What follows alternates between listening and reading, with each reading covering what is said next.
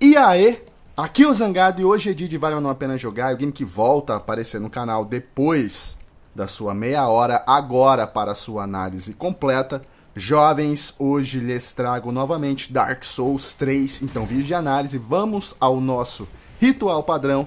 Para de se lamentar pelo que aconteceu com Artorias e seu lobo Sif, louve ao sol, relaxa, se acomoda aí na fogueira e vem contigo. Dark Souls 3, a tradução seria Almas Escuras ou Sombrias, se trata de um game com visão em terceira pessoa que mistura os gêneros Hack and Slash com RPG, também conhecido como Action RPG. Ele foi desenvolvido pela From Software e publicado pela Namco Bandai, lançado em abril deste ano 2016. E antes de começarmos, jovens, como eu havia dito no vídeo que eu postei do Destiny, da DLC, alguns dias atrás, eu pedi para vocês se prepararem para esse vídeo, não foi?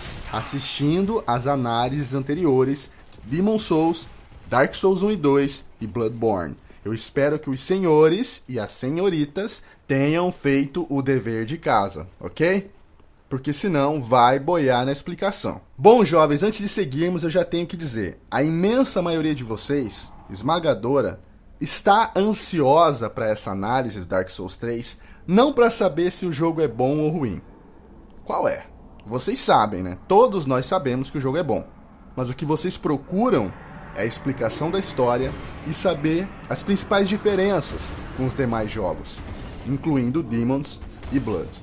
Bloodborne, Demon's Souls e Dark Souls não são jogos que compartilham o mesmo universo, mas são jogos que compartilham o mesmo sistema de combate e filosofia de dificuldade, cada um com a sua respectiva particularidade. O lance da explicação de como o jogo funciona é praticamente a mesma receita de bolo de sempre. Então eu não quero perder tempo explicando coisas que eu já falei inúmeras vezes.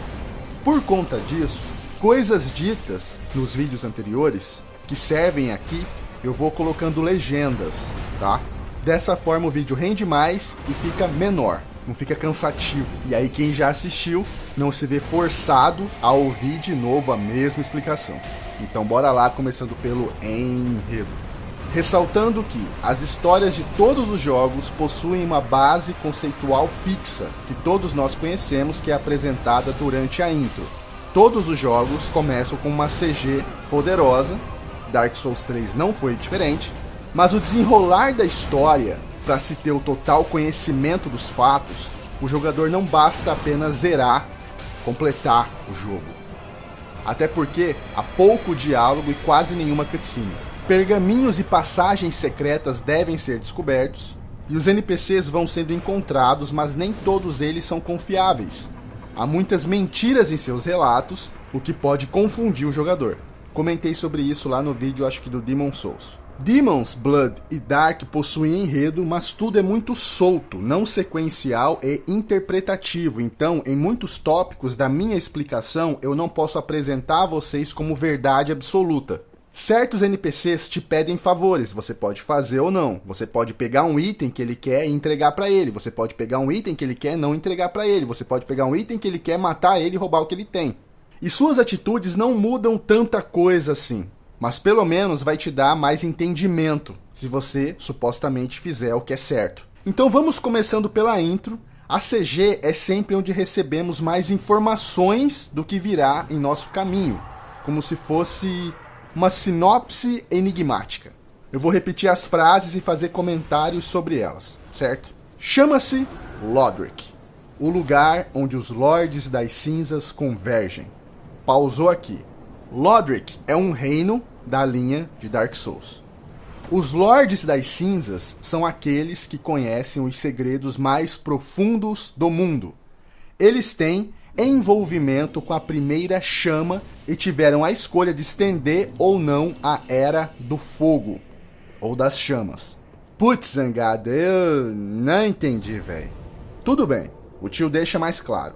Lembrem da minha explicação sobre Dark Souls 1. O mundo, no início, na sua origem, ele era coberto por uma névoa. Sim, aquela névoa que atravessamos para enfrentar os chefes. Mas a névoa tem significado diferente em Demon's Souls e Bloodborne. Não misturem. Então havia a Era dos Dragões, ou a Era dos Antigos. E então surgiu o fogo. E com ele, muitas coisas negativas, como a desigualdade, calor, frio, vida, morte, luz, escuridão. Da escuridão, os humanoides surgiram e acharam as almas dos lordes dentro das chamas. Essas almas continham grande poder, como alma de deuses, trazendo 4 seres, estes que eu falei no vídeo do Dark 1. Os dragões foram derrubados pelos lordes e se iniciou a Era do Fogo. Mas aqui entra um ponto importante. Quando um lorde, após cumprir a sua jornada, aceita acender a chama, iniciando ou estendendo a Era do Fogo, ele se torna um Lorde das Cinzas. Mas se ele se negar, ele vai se tornar um Dark Lord, ou Senhor das Trevas. Ele tem a escolha. Espera, Zangado, espera. Então existe um loop, porque se for assim, haverão trocentos Lordes das Cinzas e trocentos Lordes das Trevas. Sim, jovens, exatamente. Outra coisa que o tio disse no vídeo do Dark 1, que é essencial que vocês tenham assistido, foi que Gwyn foi o maior governante durante a Era de Fogo. Tipo, o maior Lorde das Cinzas. Só que mesmo ele não conseguiu segurar essa era por muito tempo. Porque tem um ciclo. A chama sempre irá se extinguir. E a escuridão sempre irá retornar. Noites intermináveis viriam com criaturas mundanas e seres tomados pela loucura e pela ganância de poder emergiriam. E o caos prevaleceria. Ao final de Dark Souls 1, uma enorme merda foi feita. Porque o sino é tocado, Gwyn ressuscitado, isso cagou tudo, velho. Tipo, Dark Souls 1 foi o que ferrou ainda mais essa profecia. Porque até no Dark Souls 2, a gente não sabia exatamente o que fazer para quebrar o ciclo, mesmo tendo 2 finais. E só uma observação e uma suposição que o Solaire de Astora, o nosso brother idolatrado, melhor amigo da trilogia Souls, era um Lorde das Cinzas. Porque ele também estava fazendo a sua peregrinação, acendendo as chamas em seu mundo. Eu falei a história dele também no primeiro vídeo. Então em Dark Souls 3, independente do que você escolheu ao final do 2, há um novo possível final. São 3 agora. O que poderia ser finalmente a quebra do ciclo. E que deixam as coisas aí interessantes. Ainda tem mais pontos a se observar, mas vamos voltar às palavras da abertura. Chama-se Lodric. O lugar onde os Lordes das Cinzas convergem. Convergir significa reunir, ir até ou mesmo competir por, tá? Aventurando-se ao norte, os peregrinos descobrem a verdade das antigas palavras. O fogo desvanece e os lordes ficam sem tronos. E quando a ascensão do fogo é ameaçada, o sino toca, trazendo os antigos Lordes das Cinzas, Aldrich, Santo das Profundezas, a Legião dos Mortos-Vivos de Farron, os Vigilantes do Abismo e o recluso Lorde da capital profana, Yorm, o Gigante. Contudo, os Lordes abandonarão seus tronos e os Unkindles surgirão, mortos-vivos, amaldiçoados e sem nome, indignos até mesmo de se tornarem cinzas. Decoraram essa última parte? Unkindle significa sem brilho, e esse é você. E o que concluímos de tudo isso? Que os Lordes das Cinzas estão ressuscitando, porque o sino foi tocado, e uma enorme guerra está prestes a acontecer. Na verdade, quando o seu personagem surge, quando ele ressuscita, porque o começo do game é assim, as batalhas já estão acontecendo, e isso que é tenso, porque além das enormes criaturas que já estamos acostumados a lidar, grandes guerreiros também serão nossos adversários. E existe uma regra em Dark Souls, Demon Souls e Bloodborne. Quanto menor o boss, mais difícil ele é. É uma regra estranha, né? Mas eu reparei isso há bastante tempo já. Quando você atravessa a névoa e o boss que você vai enfrentar é muito grande, geralmente chefes muito gigantescos morrem com um golpe só, em um ponto específico do corpo. Mas quando o boss é do seu tamanho, filho, prepara que o bagulho vai ser louco, cachoeira. Vamos a mais observações. Pouco tempo de gameplay, a gente já vai topar com um dragão. Inclusive na meia hora do tio apareceu o dragão. E também parece que existe uma forma de santuário e louvor aos dragões. Mas espera aí, por que os dragões estão vivos? Como eles estão vivos? Por que as pessoas rezam para eles? As pessoas querem que volte a era dos antigos? Tem mais. Em Dark Souls 1, nós aprendemos sobre a maldição dos mortos-vivos. Sobre o que o Pygmy fez ao encontrar a primeira Dark Soul. Lembram, né, da explicação do tio? Foi quando surgiram os Hollows, que são os ocos. Quando a pessoa entra nessa forma, após morrer, ela fica debilitada e para se fortalecer, ela precisa de almas, de souls, o que a levaria à insanidade e obsessão por poder. Em Dark Souls 1, os marcados que renascem após a morte, cedo ou tarde, se tornam ocos. Em Dark Souls 2, o jogo nos diz que isso é inevitável. O jogo te desencoraja. O ciclo é inquebrável. Desista, se entregue, morra. Em Dark Souls 3, uma saída aparece. O jogo nos diz que a visão de ser um oco e que isso nos guiaria a um mar de loucura é errada. Sim, há uma maneira. Sempre há. Não desista, lute, vença. Caralho, mano, e aí? A ambientação de Dark Souls 3, não sei se vocês repararam, pelo menos o gameplay ao fundo, parte dela é pós-apocalíptica. Muitos castelos estão completamente arrasados. Muitas florestas completamente queimadas. Cinzas por todas as partes. Nós encontramos ocos orando para dragões. Orando para árvores. Para natureza. Nem todos os ocos se tornaram assassinos. E então nós vemos Lordes das Cinzas, que supostamente deveriam ser do bem, obcecados por tronos, obcecados por poder. Porra, e o conceito de luz e escuridão? Vocês conseguem entender os meus questionamentos?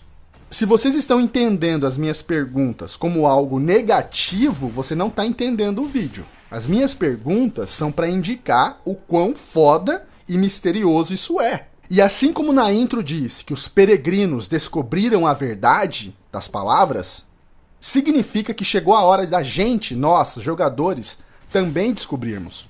A história de Dark Souls 3 é tão boa quanto a do 1. Talvez a do 1 seja melhor para alguns de vocês, porque o final é genial. É uma reviravolta muito grande, dá um impacto muito grande. E ainda tem mais coisinhas que o tio observou.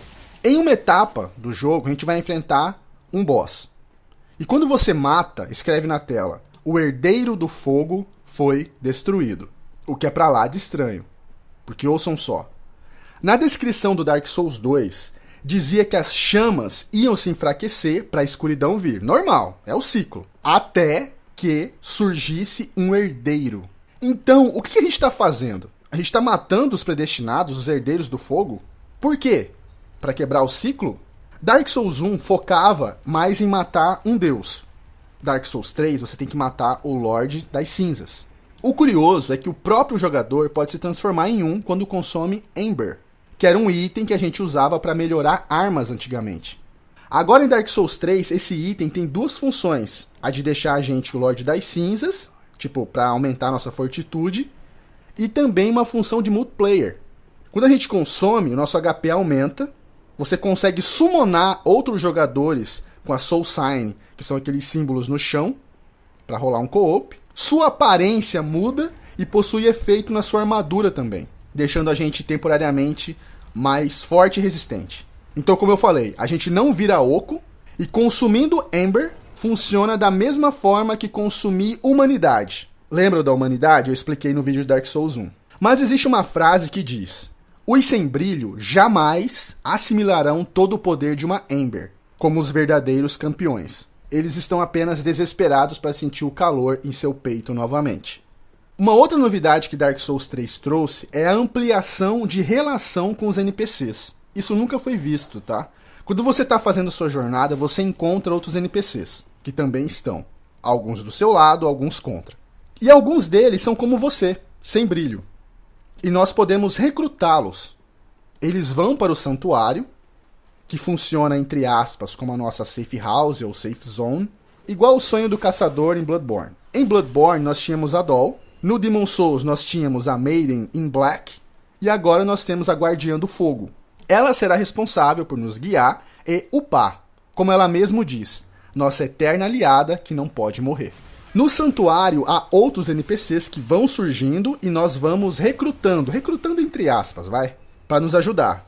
E esses NPCs mexem com itens, armas, dão dicas, falam sobre a história e até quests.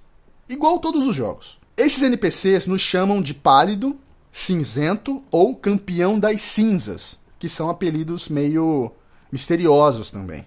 Então a sua jornada em busca da quebra do ciclo se inicia, e é aí que o jogo começa. Jovens, eu falei coisa pra caralho, tentei não spoiler, falei a minha interpretação de muita coisa, joguei algumas perguntas no ar, que até eu sei a resposta, mas não vou falar porque é spoiler. E montar um texto assim, na moral, é terrível, velho. Difícil demais pra tentar deixar tudo bem claro pra quem nunca jogou. Eu posso ter me equivocado em alguns pontos e interpretado diferente de você em outros. Então use nos comentários para se ajudarem compartilhando experiências e dicas.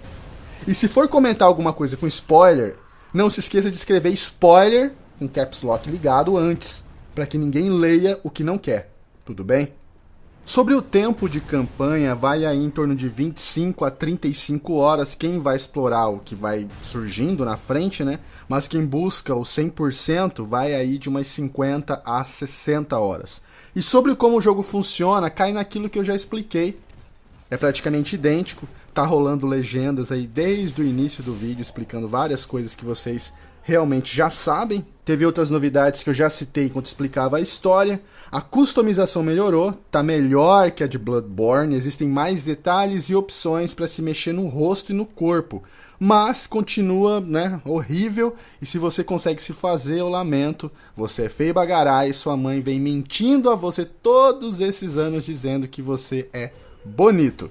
As classes disponíveis são Cavaleiro, Mercenário, Guerreiro, Arauto, Ladrão, Assassino, Feiticeiro, Pyromancer, Clérigo e Depravado. A mesma quantidade de classes de sempre, algumas removidas, outras novas.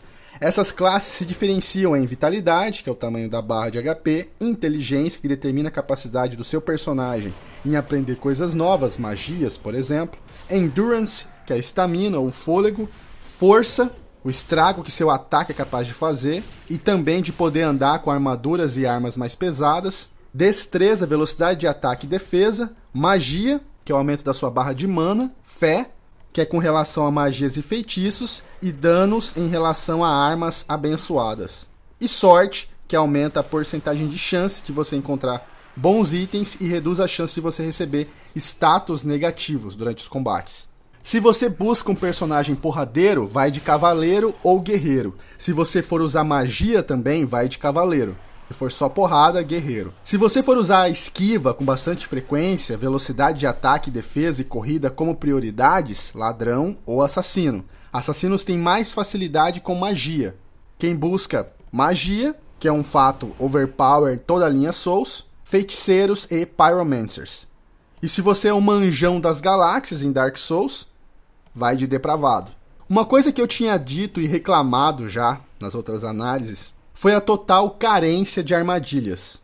O que era algo muito frequente em Demon Souls, deu uma reduzida em Dark Souls 1, e aí no Dark Souls 2 e Bloodborne praticamente quase não tem. Em Dark Souls 3 seguiu essa mesma linha, praticamente não tem. O que pode ser considerado armadilha são os Mimics, que são aqueles monstros em forma de baú. Você encontra um baú, acha que vai ter um item dentro e é uma criatura que morde e arranca mais da metade do seu HP. Então é importante, sempre que você vê um baú, você chega e tenta dar um golpe nele para ver se ele tá vivo. Em Bloodborne havia surgido uma novidade que acontecia quando a gente morria e perdia as nossas almas, ou ecos de sangue. Quando a gente voltava no local para recuperar, alguns monstros tinham roubado. E aí eles ficavam andando com essas almas, ou ecos. E aí a gente tinha que matar esse monstro para poder pegar de volta. Isso ficou uma particularidade de Bloodborne. Eu achei que iam colocar no Dark 3, mas não. Uma novidade de Dark Souls 3 é que praticamente todos os chefes mudam seus estilos de combate durante a batalha. Eles começam com um comportamento, e se não passarem por uma mutação física, seus ataques vão mudar. A propósito, os chefes de Dark Souls 3 estão espetaculares. Eu achei os mais incríveis da linha Souls. São quase 180 tipos de inimigos, quase 80 tipos de sets diferentes. Esse número deve ser ampliado com as DLCs. Dark Souls 3 fez algo que eu não esperava, que foi superar a arte de Bloodborne. A ambientação é tão magnífica quanto. Em relação à série Souls, o mapa, a ambientação, ela é menor. A própria From Software já tinha dito que seria menor. Só que ela é mais conectada. Os cenários têm mais conexões entre eles. Então a gente tem menos áreas a se explorar. Digamos assim, que é um pouco mais linear também, mais objetivo e até mesmo claustrofóbico. Tem muitos corredores. Só que visualmente, caralho, velho. Caralho. Só que Dark Souls 3 não é melhor totalmente, entendeu? Ele possui muitos delays de render. Muito mais que no próprio Bloodborne. Tem delay até de mapa. Às vezes você tenta ir numa direção e não consegue, como se tivesse uma parede invisível que fica ali por 2, 3 segundos carregando a próxima parte do mapa. Sem contar que eu já cheguei em um local aberto que não tinha absolutamente nada e do nada brotava um monstro gigante já me atacando. Inimigos menores também. O jogo tem uns bugzinhos, entendeu? De performance, queda de quadro, mas esses bugzinhos são muito mais frequentes na versão PC. Oh, que novidade, né? Sempre sobra pro PC. Dark Souls 3 também introduziu um novo sistema de combate chamado Battle Arts ou Weapon Arts. De certa forma, eles não chegam a mudar totalmente a dinâmica do sistema de combate, mas sim trazer um elemento novo, como uma série de golpes especiais e mais poderosos para cada uma dessas armas. Outra mudança interessante foi que os inimigos parecem que querem te atrair para cima deles, entendeu? É uma abordagem diferente da série Souls. Eles querem que o jogador, seja mais agressivo. Exatamente como o tio tinha cantado já na meia hora. Olha o tio Diná de novo aí. A jogabilidade é a melhor também da linha Dark Souls, porque as coisas são mais variadas com esses novos sistemas, são mais rápidas para responder. Mas Bloodborne ainda é de longe o melhor assim para se jogar, o mais dinâmico. Um problema que era comum e permaneceu por todos os jogos, desde Demon Souls, nada foi feito a esse respeito, é com relação à câmera, quando você trava a mira em um inimigo gigante. Se você se aproxima demais, a câmera fica toda perdida e você não consegue enxergar nada do que está acontecendo. Um saco. E ainda falta falar dos Covenants, que significa pacto. Pois então, Covenant é um pacto que você faz com alguma irmandade ou facção. Você vai encontrar um NPC que adora algum deus, algum lorde. Cada pacto tem suas regras e vocês jamais devem traí-las. Seguindo uma aliança corretamente e oferecendo itens ao seu lorde ou ao seu deus, isso vai te dar um ranking liberando recompensas nesse pacto, nessa aliança. Se você traí-la se juntando a outra ou matando NPCs ligados a ela, você será caçado e imediatamente você será atacado por NPCs e será visto como traidor. Seu mundo vai ser mais invadido por jogadores da aliança que você traiu como uma forma de punição. São 7 possíveis alianças. São eles: Warriors of Sunlight, Way of Blue, Blue Sentinels, Watchdogs of Faron, Aldrich Faithful, Rosaria's Fingers, Mound Makers, Blaze of the Dark Moon. O primeiro, assim, mais fácil de se entrar é o Way of Blue. Assim que você chega em High Wall de Lodric, é só falar com a Emma. Toda vez que seu jogo for invadido, sentinelas azuis vão te ajudar. Esse Covenant não possui ranking e nem recompensas. O próximo possível é o Warriors of the Sunlight. Esse Covenant é indicado para aquelas pessoas que gostam de jogar em co-op, porque para ranquear nele você tem que ajudar os outros a derrotar os chefes. Tem os Mound Makers, que são um pacto novo na série. Ele faz com que o jogador possa ser summonado para ajudar alguém que está sendo invadido ou invadir. Não serve para lutar contra a boss. Você ranqueia matando outros fantasmas ou o próprio host. Todos esses Covenants, com exceção do primeiro que eu citei, oferecem ranking e recompensas. E em todos a regra é praticamente a mesma. Chega ao 10, você recebe um item. Chegando ao 30, você recebe outro item. E demora pra caralho pra você subir de ranking em um pacto. Não é rápido não, viu? Lembrando que alguns deles também são mais propícios à invasão, a você ser invadido, o que pode te frustrar bastante. Para você ser summonado é bem tranquilo, leva aí uns 2-3 minutos para se juntar à partida. Mas caso tenha senha, pode levar um pouquinho mais de tempo. Mas aqueles problemas horríveis de servidores que aconteciam tipo na primeira semana que lançou Bloodborne, não rolam aqui. Dark Souls 3 conseguiu se manter na linha de um grande jogo e até deu uma reerguida se comparado a Dark Souls 2. Ele tá longe de ser um Demon Souls ou Dark Souls 1 em termos de dificuldade. São muitas fogueiras espalhadas, fogueiras próximas umas das outras. As coisas estão mais fáceis, não tem jeito, mas a história é boa e aberta para teorias e discussões na internet. A direção de arte acompanhada da trilha sonora nunca esteve mais impressionante. Ele possui uns bugzinhos chatos e frequentes, problemas de performance constantes. Não dá para comparar Dark Souls 3 com Bloodborne, que é visível que foi mais bem finalizado antes do lançamento. Dá para sentir que Dark Souls 3 saiu um pouquinho antecipado, podia esperar um pouco mais antes de lançar para corrigir essas coisinhas chatas e frequentes. Então, para esses probleminhas irritantes, só nos resta esperar updates de correção. Mas mesmo esses probleminhas não é algo assim que vai, sabe, ferrar o seu jogo e você não vai querer jogar nunca mais. Mas é coisinha chata que tá sempre ali. Bom, jovens, então é isso. Eu espero que vocês tenham gostado. Não esqueçam de avaliar, se possível comentar. E se gostou e não tá no canal, se inscreve aí. Grande abraço a todos vocês. Tudo de melhor sempre. Muito obrigado por tudo. Beleza? Então, valeu, falou e até mais.